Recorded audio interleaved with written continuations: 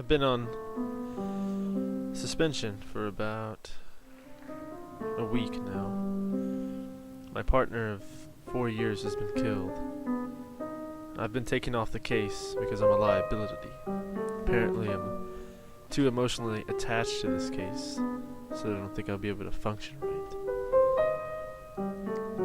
I'm functioning well enough. I'm trying to get this case put together by myself. I'm not supposed to, but I don't really care. When your partner's been killed, you gotta do everything in your power to make it right, to bring those to justice. I haven't slept for about 4 days. I've eaten, not as healthy as I should have been though. I'm doing whatever it takes to make things right. Trouble was, I wasn't really finding any clues, any leads, anything. Everything was a dead end. But I caught a break when I was trying to catch some sleep. My radio went off. I heard that the crime scene that my partner was killed at had just been cleared. If I ever had a chance to do some sleuthing on my own, now would be a good time, under the radar. When I arrived at the crime scene, I can tell that this place just had murder scene written all over it.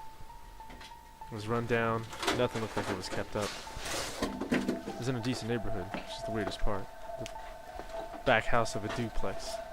A small one at that. The crime scene didn't really look like it was touched. I don't think the forensics team did a very good job. My inside guy, Lawrence, he's with the forensics unit at the police department. He gave me everything I needed. I had to take blood samples, all that chemistry stuff. I got the samples of blood. I hope it was from 2 different people, so at least I can find a lead.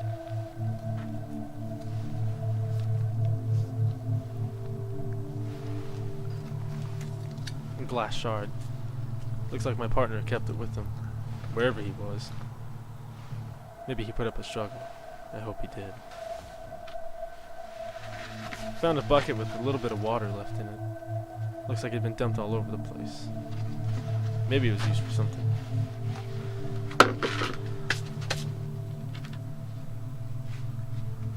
The pulley system. This was odd to me. I started thinking outside the box. Like a killer would, actually.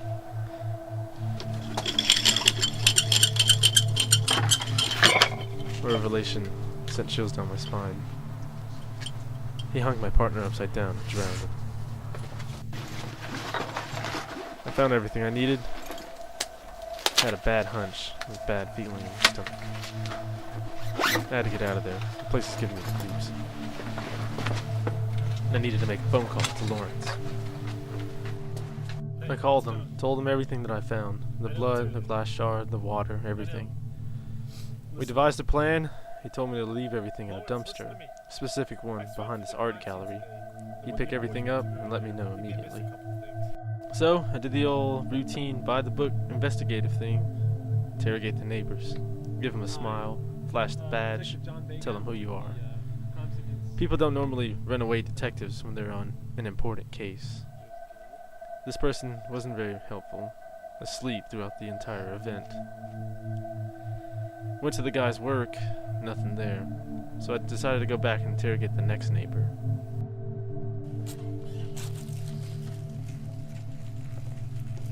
Travis Thompson? Yes. John Vega, Homicide and Murder Unit. Can I ask you some questions, if you don't mind? I guess so. Where were you between 1:30 and 2:30 this morning? At work. What do you do for a living? I'm a studio technician. Is this going to take long? No, not at all. Can you tell me anything about that house two houses down? I think maybe they rent it. A lot of college kids come in and out. That's actually a big help. Thanks for your time. As big as a jerk he was actually the best lead I had. So, I went to the house, got the number off the sign, and called the realtor up. Yeah, I'm Detective John Vega. She wasn't that reluctant to give me the information. Tell people you're a detective, they're willing to help you out in any way possible, unless they hate the law. Turns out the house was rented out to Regan Green. Co-signer was Archer Johnson. Archer Johnson was kind of hard to find. He was always in and out of his office. His secretaries would throw me on wild goose chases. But I found him after minutes of waiting. This is Johnson. I'm on my way right now. You better be ready. Mr. Johnson. Archer Johnson? Yes? John Vega. I'm with the Homicide and Murder Unit at the PD. Can I ask you a couple questions about Regan Green? Well, you have to make it fast. I'm in a hurry right now. Yeah, of course. It says here Regan was involved with an extortion case. Can you tell me anything else about that? I don't discuss client information. It's all personal. Or can you at least give me something to go on? Someone he was working with. I don't have any information for you. And I'm kind of in a hurry right now. So I have to go. Keep in touch.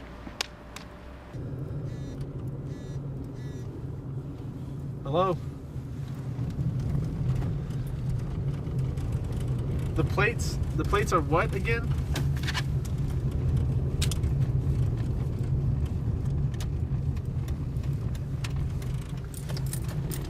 You're kidding me. All right. Hey, thanks for the tip. It turns out Regan Green isn't murdered. Lawrence came through again, told me the plates, the whereabouts of his car, so I had first dibs on it before any other units got there. My hunch was a cover-up. Brought him out to the middle of nowhere, he ends up missing. He must know something.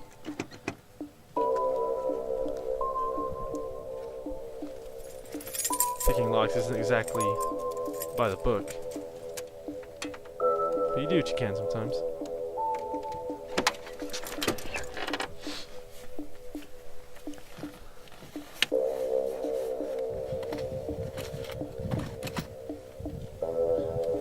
It's amazing I found anything in this mess.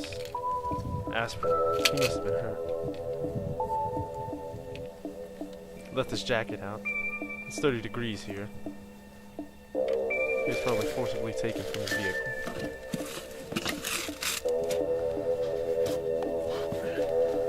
A jackpot with an engraved initial club. Look high dollar to me. My guess, they probably hit him in the head with it.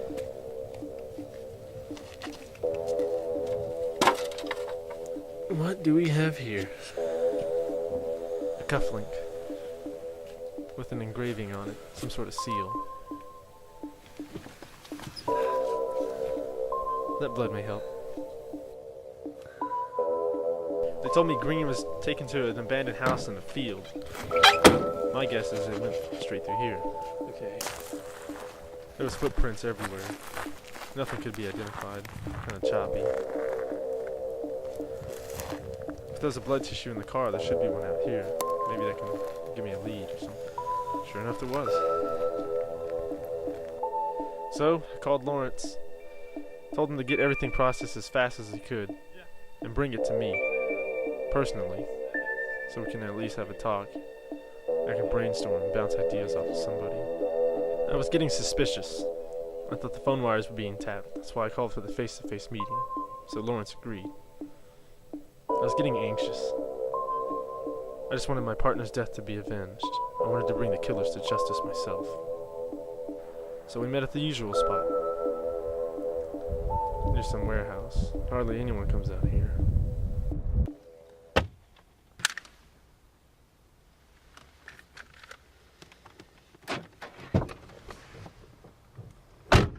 I almost shot you. Then you lost your only lab contact. What do you got for me? Yeah. That blood sample was Green's, and the other blood sample with the tissue was used to stop a bloody nose. Matched the blood that you found at the crime scene. The garage. So it is the killer. Same guy. What about the golf club? Yeah, had Green's blood on it as well. It was used to bash his head in. Oh, and the best for last, that cufflink has a special seal. No DNA, no nothing. High dollar guy. Yeah, I kind of pieced that together. Based on what I got from the golf club. The engraved initials, custom grip, and the head. So we're dealing with someone high class, huh? Yeah. Well, that button, or that cufflink, has a special seal on it. It's only been around for about 80 years. Had a couple of names attached to it. Weatherly, Smith, and Johnson. What about Johnson? I don't have any information for you, and I'm kind of in a hurry right now, so I have to go. Yeah. Does that ring a bell? Yeah, kinda. So, I mean, what else can you do? Nothing. I mean, none of this is solid enough. And I can only get so much without my badge. Look, I'm sorry about your partner. I'm sure if we had more time, more resources, maybe we I know.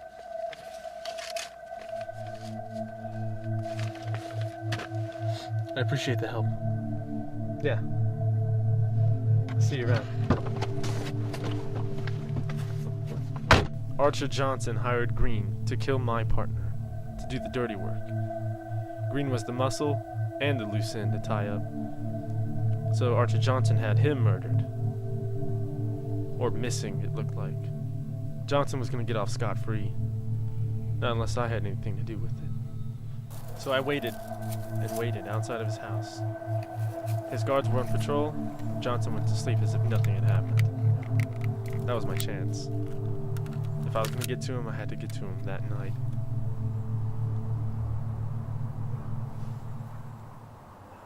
And I did. You scream, I put a bullet in your head. It's not gonna matter anyway, I killed your guards. All of them. You put my brother through pain and suffering. Then you took his life. I'm gonna do the same to you. So that's what I did. And I know you wouldn't approve of it if you were still here. But I did what I felt needed to be done. No one else wanted to pursue. Everyone else was scared. They were afraid of who might come after them and what might be done to them. I know it wasn't the right way. But it's going to give me peace. It's going to give me solitude.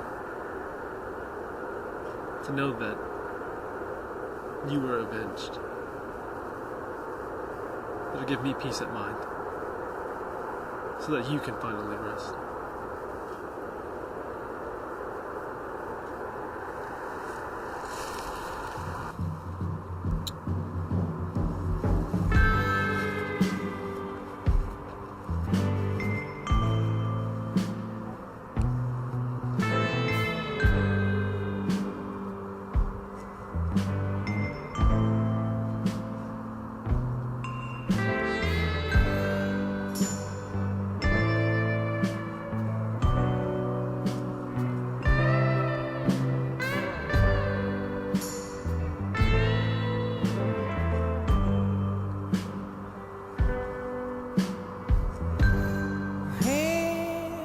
God, I didn't mean to.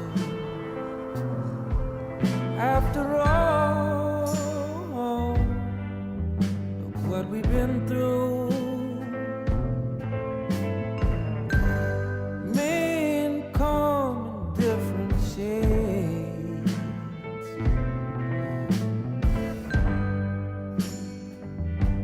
It's how we're made. The little house on Ellis Drive was the way I felt most alive. The oak tree covered that old fort. I miss it, Lord. I miss it, Lord.